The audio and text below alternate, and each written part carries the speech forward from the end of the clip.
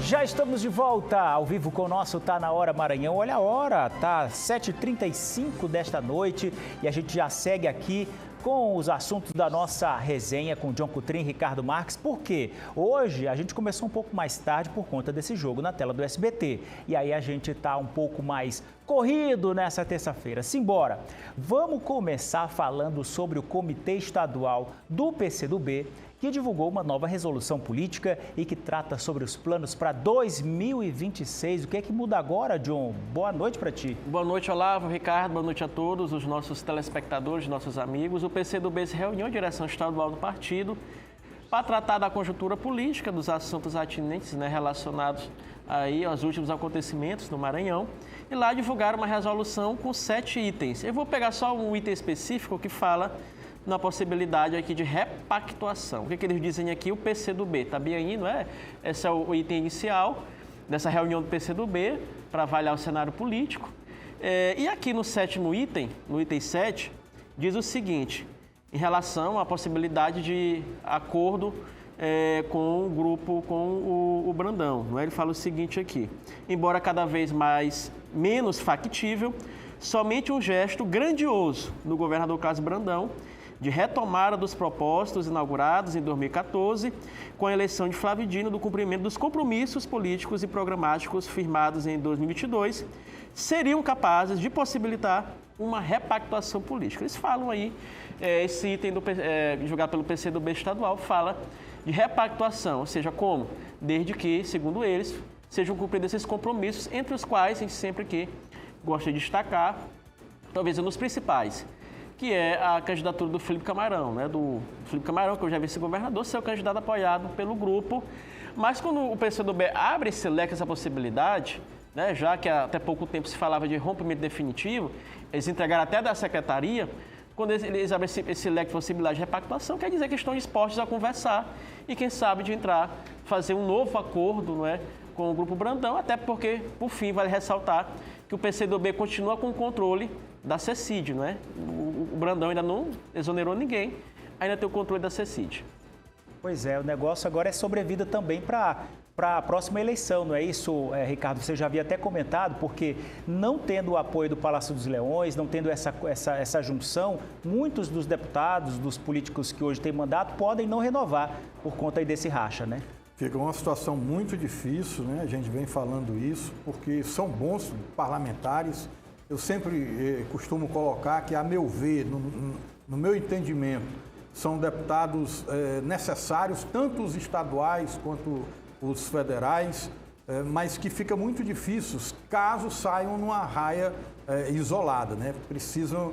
Essa recomposição ela é necessária não somente para o cenário aqui do Maranhão, ela é importante também, muito importante, para a eleição presidencial. O Lula vai enfrentar uma batalha muito difícil e o Maranhão precisa não apenas repetir o desempenho de 2022, mas melhorar aquela votação, e o próprio governador Brandão tem trabalhado para isso e tem prometeu para o Lula aqui na litorânea, da última vez que o Lula veio a São Luís, que ia trabalhar para dar a maior votação proporcional aqui no Maranhão. Tenho a impressão que nenhum dos dois lados daria o braço a torcer, não. Mas a gente vai acompanhar aí para ver como vai ficar essa negociação. 2026 guarda muita surpresa. E olha, o Supremo Tribunal Federal determinou hoje o fim do processo para os réus do Núcleo 1 da trama golpista. A decisão do Supremo que o ex-presidente Jair Bolsonaro já comece a cumprir pena determinada, mas vai ser necessário mudar de prisão, Ricardo. Fala pra gente como vai ser esse processo. Olavo, o ministro Alexandre Moraes já determinou que o Jair Bolsonaro vai cumprir uma prisão numa sala especial, Agora, ele decretou o trânsito em julgado dessa ação. Só que a defesa do Bolsonaro vem dizendo que vai insistir nos chamados embargos infringentes, Esses embargos, eles têm uma certa controvérsia. O Supremo Tribunal Federal diz que os embargos infringentes só cabem quando há pelo menos 2 votos divergentes em um julgamento. o voto do Bolsonaro e os demais, né, membros aí da chamada turma golpista, teve um voto divergente apenas, né? Agora, tem histórico de embargos e infringentes terem sido recebidos pela corte, mesmo com um só voto divergente. É aquela coisa, né? Julgam aqui de um jeito, amanhã julgam do outro, não tem assim uma linha reta. E aí isso abre margem para que a defesa fique argumentando. Mas o fato é que, a título de hoje, o Jair Messias Bolsonaro está inelegível até 2060, né? Ele já estava inelegível até 2030 por conta daquela condenação lá, daquela reunião, malfadada reunião com os embaixadores, né? Com essa condenação agora de 27 anos e 3 meses pela trama golpista, ele está inelegível até 2060, né? Como o Bolsonaro tem 70 anos, ele terá 105 anos. Mas aí eu preciso abrir um parêntese. Nós estamos no Brasil. Não se arrepiem se amanhã tudo isso for passado a borracha, como foi o do Lula da Silva, né? Vamos acompanhar para ver como é que vai acontecer isso tudo. E eu já sigo direto para o próximo assunto, porque, John, nós temos novidades no caso da eleição da Assembleia Legislativa, né? Se encerrou a votação no STF, 10-0 placar. Nós temos, inclusive, a fala da presidente Iracema hoje lá na casa. Acredito que os problemas políticos têm que se resolver na política. Os problemas jurídicos na justiça, né? Esse era um assunto interno da casa e cabia única e exclusivamente à casa a decisão. E foi isso que o Supremo disse, né? Disse: eu não vou me meter nisso porque é um problema interno à Congress, né? A decisão é constitucional, porque a Constituição diz que o critério de desempate, quem diz, é a Assembleia Legislativa do Maranhão.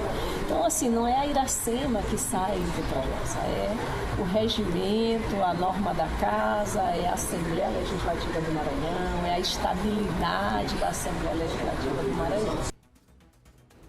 Ou, enfim, aí uma novela, né, John? É isso. Conclui hoje, à meia-noite, e a presidente da Assembleia vai se pronunciar oficialmente amanhã. Mas o caso está encerrado, não é?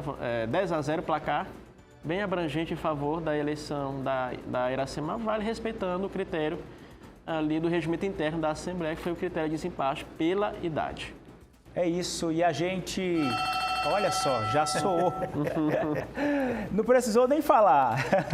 Hoje foi assim, foi corrido. Hoje foi um programa atípico, porque a gente pegou aí depois do jogo, né, acompanhando da Liga dos Campeões, e aí a gente tá com o tempo mais enxuto, mas... Não leu nem os recados de vocês. Rapaz, eu tô devendo, tá aqui, ó. Vou ficar devendo para amanhã, hein? Obrigado pela audiência. Audiência e companhia, obrigado por tudo. A gente volta amanhã, quarta-feira, em horário normal, aqui na TV e no rádio e na internet também. Fica com Deus, gente. Beijo na família.